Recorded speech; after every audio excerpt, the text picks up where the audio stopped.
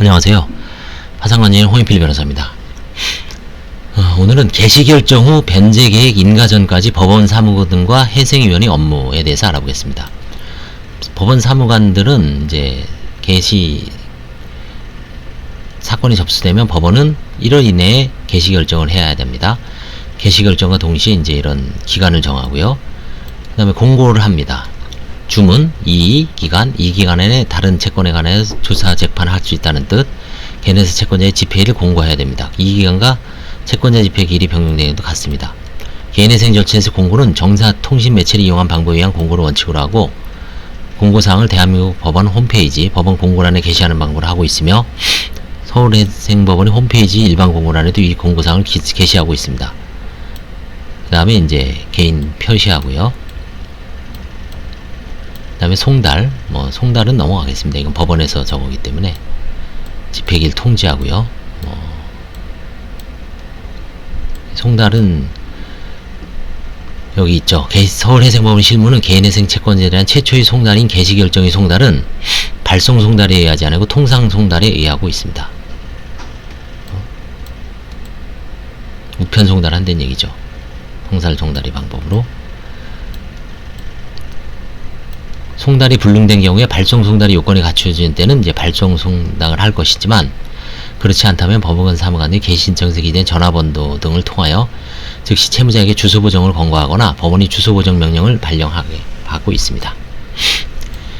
개시 기각 결정에 수반하여 처리할 업무. 채권 채무자가 신청권자를 자격을 갖추지 아니한 때, 서류 제출 안 할 때, 준수하지 않을 때, 비용 연합 안 할 때, 5년 이내에 면책받은 사실이 있는 때, 이때 이제 7가지가 개시 신청 기각 사유라고 그랬죠. 개인회생 직권으로 그 기각 결정을 사무관이 송달을 합니다. 그 다음에 불복 신청에 대한 업무, 즉시 항고. 개시 결정에 대해 즉시 항고가 이뤄진 경우, 이건 넘어가겠습니다. 법원 업무인데, 그쵸? 저희가 알아둔다고 그렇게 크게 도움이 되는 않습니다. 그 다음에 이제 법원 사무관도 개인회생 채권자표 작성합니다. 이게 나중에 확정 판결하고 동일한 효력이 있기 때문에 반드시 잘 작성해야 됩니다. 이것도 이제 법원 사무관의 주요 업무입니다. 개인회생 채권자표 작성이. 파산에서는 파산 채권자표겠죠. 이게 아마 가장 어려울 거예요. 이게 여기 다른 색지 사용하고 그렇죠? 쉽게 찾을 수 있도록 파란 건가 이런 거 하죠. 그 다음에 이제 목록, 채권자 목록 수정, 일반적 수정 가능성. 채권자 목록이 계속 수정되죠. 그래서 이것도 개인회생 채권자 목록 수정 작성도 되게 중요합니다.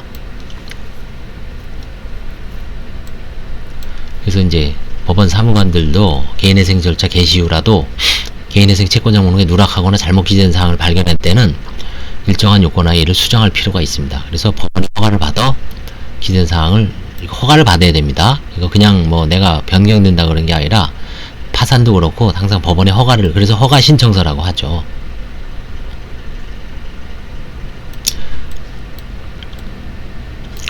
그 다음에 수정에 관한 구체적 실무 처리. 개인회생 채권자 목록에서 누락된 개인회생 채권을 추가하거나 개인회생 채권을 금액을 변경한 경우, 채무자가 개인회생 채권자 목록에서 누락된 추가하거나 채권자를 누락하거나 추가하거나 금액을 증액하는 경우 법원이 채무자가 제출한 개인회생 채권자 목록 수정을 허가해야 됩니다. 판사가 수정된 사항은 이 기간을 정하여 공고하고 모든 회생 채권자들에게 이 기간이 기재된 서명과 수정된 개인회생 채권자 목록을 송달합니다. 그러나 서울회생법원 실무는 개인회생 채권 금액의 증액 정도가 미미한 경우에는 절차의 지나친 지연을 피하기 위해 법원이 당해 개인회생 채권자에 대해서만 송달해주고 별도로 다른 채권자들 위해서는 이 기간을 부여하지 않는다고 합니다. 이미 개인회생 채권자 목록에 기재된 채권 금액만을 이자만 증액하는 경우에는 개인회생 채권이 이자의 전부 또는 일부를 변제하는 변제계약을 작성하는 등의 특별한 사정이 없는 한 다른 개인회생 채권자가 목록 수정을 인해 불리한 영향을 받는다고 볼 수 없으므로 이걸 별도로 이 기간을 정하거나 송달할 필요가 없다는 거죠. 기간만 늘어나고 필요 없다는 얘기입니다. 이 기간 도가 확정된 개인회생 채권 금액을 변경하는 경우, 개인회생 채권자의 개인회생 채권 금액이 상계권의 행사 등으로 감소되었고 이에 대하여 채권자가 부채 확인서를 발급하는 등으로 그 내용에 다툼이 없다면 절차의 효율성을 위해 개인회생 채권이 확정된 후라도 채권자 목록과 변제 계약을 수정하도록 허가하는 방식으로 처리하는 것이 다수의 실무례라고 합니다. 그 이유는 규칙 제81조 1항이 채무자는 책임을 질 수 없는 사유로 인하여 개인회생 채권자 목록에 누락하거나 잘못 기재한 사항을 발견한 때는 개인회생 절차 개시 결정 후라도 법원의 허가를 받아 수정할 수 있다라고 규정하고 있습니다.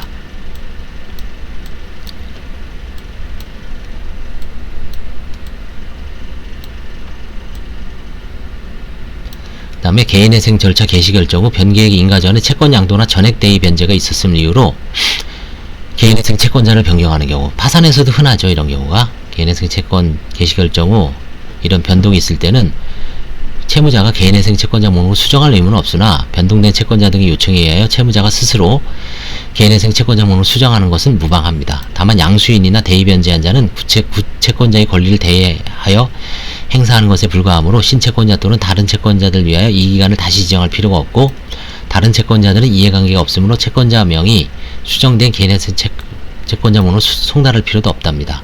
변경된 신고 채권자에게만 채권자의 변경을 알려주는 의미에서 수정된 개인 채권자 목록을 송달한다.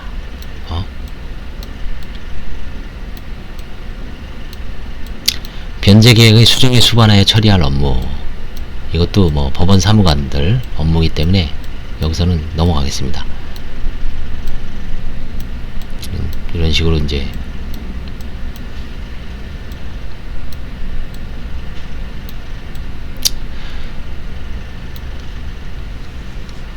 채권자 집회와 관련된 회생위원 및 법원사무관 등의 업무. 법원사무관 등은 개인회생 채권자 집회의 기일과 변제 계획의 요지를 채무자, 개인회생 채권자 및 회생위원에 통지하고요. 채권자 집회는 법원의 지휘 아래 개최되는 건 원칙이지만 주로 이제 회생위원이 진행할 수 있고요. 조서 작성은 안 하지만 뭐 조서를 작성하는 경우도 있다. 회생위원의 업무는 개인회생 채권자 집회 이의가 있었는지 여부. 그래서 개인회생 채권자 집회 제가 가보니까 그 법정 앞에서 사무직원이 나눠주더라고요. 쪽지를. 그래서 A4지 같은 걸 나눠주고 거기에 채권자로서 자격을 왔는지, 이의가 있었는지, 이 사유 같은 거를 적게 돼 있습니다. 그죠? 그래서 그거를 이제 모아서 나중에 변제계획 인가 요건을 다시 검토하는 것 같아요. 이게 가장 큰 업무인 것 같습니다. 거기서.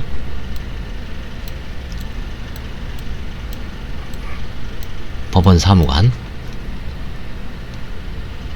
저 여기 있죠. 마지막 개인회생 절차의 개인회생 채권자 집회에서는 회생 절차나 파산 절차에서와 달리 채권자들이 결의 절차가 존재하지 아니함을 유의해야 됩니다. 파산에서는 우리가 예전에는 출석 상황 의결표를 금액 채권자별로 이렇게 표를 만들었어요. 지금도 아마 양식에는 있습니다. 그리고 채권 시부인표 두 가지를 했는데 요즘 출석 상황 의결표는 없죠. 파산 절차에서는 원래는 이제 의결을 하게 돼 있죠. 채권자 집회에서. 근데 뭐 실제로 거의 실효성이 없기 때문에 출석 상황 의결표는 요즘은 이제 만들지 않는 걸로 알고 있습니다. 그래서 이건 뭐 주로 이제 회생위원이나 법원 사무관의 업무이기 때문에 대략적인 어떤 절차만 보고 넘어갔습니다. 중요한 내용은 아니라서. 네, 오늘은 여기까지 하겠습니다. 감사합니다.